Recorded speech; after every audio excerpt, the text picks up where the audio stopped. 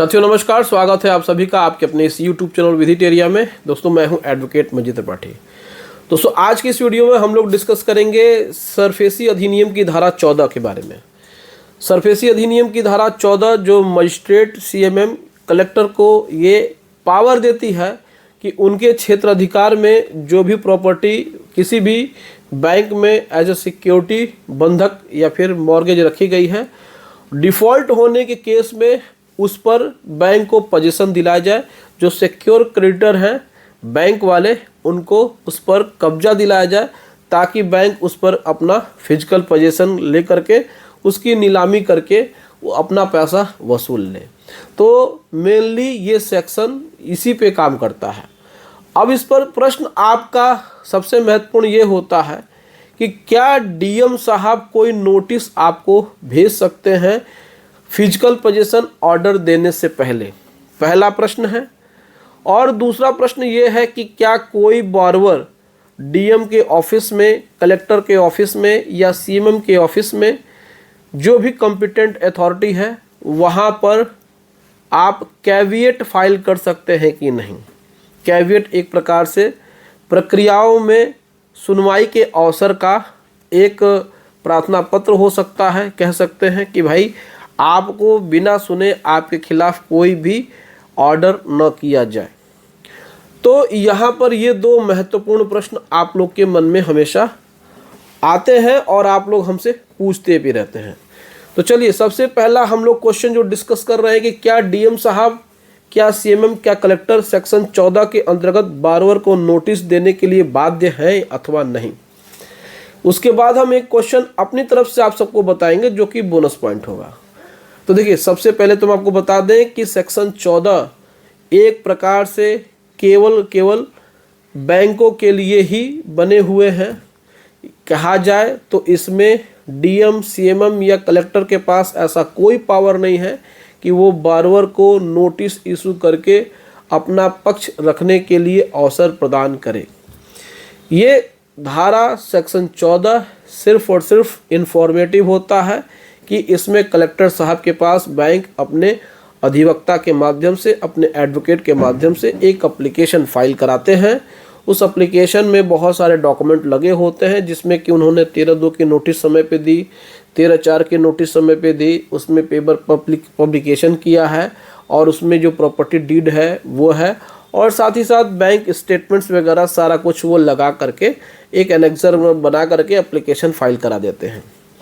अब उस प्रॉपर्टी के बाबत जो भी नोटिस वगैरह है DM साहब उसको चेक करते हैं कि भाई 13/2 की नोटिस समय पे दी गई है कि नहीं दी गई है, 13/4 की नोटिस समय पे दी गई है कि नहीं दी गई है, उसमें जो पेपर पब्लिकेशन हुआ है वो 2 पेपरों में हुआ है कि नहीं हुआ है, एक हिंदी और एक इंग्लिश में, उसका पेस्टिंग जो 13/4 की हुई है उसका फोटोग्राफ्स है कि नहीं है, डीड में बराबर उस चौहद्दी का यानी कि उस प्रॉपर्टी के नक्शे का जिक्र है कि नहीं जितना एरिया मॉर्गेज है।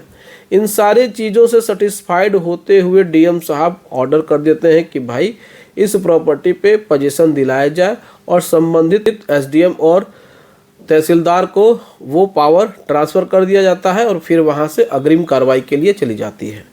लेकिन इसमें किसी प्रकार से DM साहब के पास पावर नहीं होता है कि भाई वो बॉर्वर को भी सुनवाई का अवसर दें। अब ऐसे कंडीशन में बॉर्वर भी सोचता है कि भाई हम चल करके DM के पास एक कैविएट फाइल कर दें, जो कि आपका दूसरा महत्वपूर्ण प्रश्न है कि कैविएट फाइल कर दें कि ऑर्डर होने से पहले हमको भी नोटिस दी जाए और हम भी अपनी बात कहना चाहते हैं।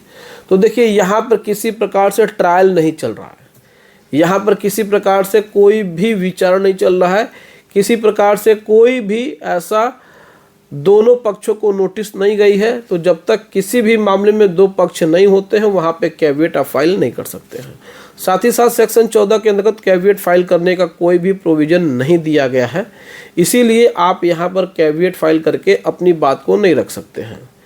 DM के पास पावर होता है कि जो भी सेक्शन 14 के अंतर्गत एप्लीकेशन आए हुए हैं उस पर 30 दिनों के अंदर अथवा रीजन बताते हुए 60 दिन के भीतर उस पर आदेश देने का उनके पास बर्डन है, यानी कि उनके ऊपर प्रेशर है, यानी कि मैक्सिमम 60 डेज तक वह उस एप्लीकेशन पे विचार कर सकते हैं और अपना ऑर्डर दे सकते हैं। अगर आपको सेक्शन 14 संबंधित किसी प्रकार से अगर ऑब्जेक्शन करना है, अगर ऑर्डर आपको रिसीव हो गई है, तो आप जिस दिन से ऑर्डर रिसीव होती है उस दिन से 45 दिनों के भीतर में आप हाई कोर्ट या फिर आप डीआरटी में जा करके मुकदमा फाइल कर सकते हैं। लेकिन हाई कोर्ट आप मत जाइएगा डायरेक्ट, क्योंकि हाई कोर्ट वहाँ से मामले को खारिज कर देंगे और डायरेक्शन दे देंगे कि आप डीआरटी जाइए। तो आपके ये दो जो प्रश्न थे कि क्या डीएम साहब नोटिस भेज सकते हैं बारवर को, तो मैंने बताया बिल्कुल नहीं। और दूसरा जो प्रश्न आपका ये था कि क्या इस पर कैविएट फाइल हो सकता है कि नहीं। तीसरा जो सबसे इम्पोर्टेंट ये होता है कि क्या डीएम अपने उस ऑर्डर पर स्टे दे सकते हैं, सबसे ज़्यादा प्रश्न ये भी पूछा जाता है। तो देखिए, जैसा कि आप सभी को हमने बताया, तो जब हमने आपको बताया कि इसमें सबसे पहला ये है कि नोटिस देने का पावर डीएम को नहीं है। दूसरा, आप कैविएट फाइल नहीं कर सकते हैं। तो डीएम अपने ऑर्डर का रिव्यू नहीं कर सकते हैं। आपको अगर डीएम के ऑर्डर से प्रॉब्लम है तो आप डीआरटी में इसको अपील कर सकते हैं। धारा 17 के अंतर्गत आप सिक्योरिटाइजेशन एप्लीकेशन फाइल कर सकते हैं विद इन 45 डेज़।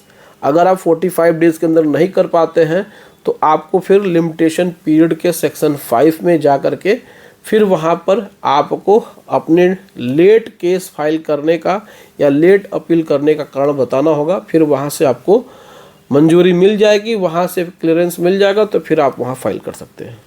लेकिन न डीएम साहब स्टे दे सकते हैं, न डीएम साहब के कोर्ट में आप कैविएट दाखिल कर सकते हैं, और न ही डीएम साहब बारवर को ऑर्डर देने से पहले कोई सुनवाई का नोटिस का अवसर दे सकते हैं।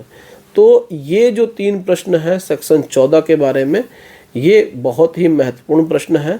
तो आई थिंक कि आप सभी को ये वीडियो पसंद आया होगा, आपको बातें समझ में आ गई होंगी स्टेप बाय स्टेप। अगर किसी प्रकार से और भी कुछ है सरफेसी अधिनियम संबंधित तो आप हमसे कमेंट्स में पूछ सकते हैं।